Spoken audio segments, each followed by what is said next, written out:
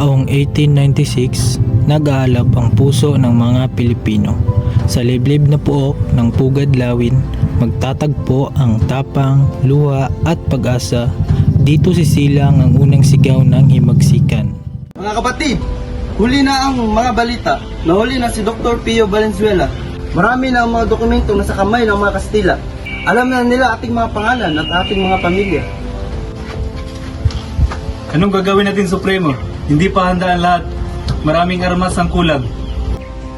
Paano na ang ating mga mahal sa buhay? Kuya, nahulog. Ibalik mo yan. Kapatid, di tayo pwedeng sumugod nang walang armas. Hindi tayo kikilos ngayon. Wala tayong maiiwang kinabukasan para sa kanila.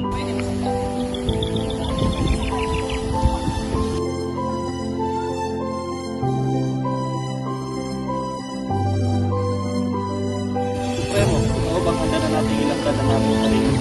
Ibig niyo sabihin, simulan na natin ang revolusyon. Oo, dito mismo. Ngayon din, ako man ay takot.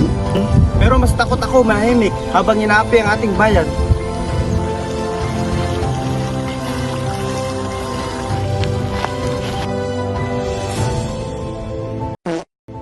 Mga kapatid, sino handang mamatay para sa ating inang bayan?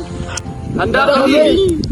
A few moments later. Aking kasagutan na hindi po ate, handa na ako, Supremo. Lumakas ang ihip ng hangin. Mula sa bulsa ay inilabas ni Bonifacio ang isang maliit na papel. Ang sedula, tanda ng kanilang pagkaalipin. Ito, ang simbolo ng ating pag-alipin. Ngayon, tatapusin na natin ang takot. Laban tayo! Unitin ang sedula! 2 hours later.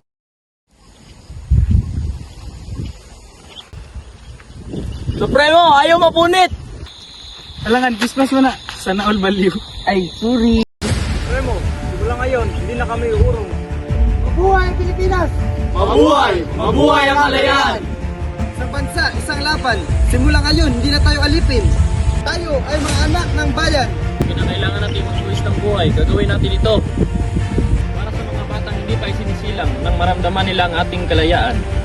Sa Pugad Lawin, dito natin hiniyaw ang ating panata. Paglaban ang ating inang bayan, kalayaan. Kalayaan! Kalayaan! Kalayaan! At ang sigaw na iyon ay umalingaw-ngaw sa buong Pilipinas. Ang unang sigaw ng himagsikan, hudyat ng simula ng revolusyong nagbuwag sa kadena ng kolonyalismo. At kahit may halang modernong linya at konting katuwaan, hindi kailanman mabubura ang tunay na lakas.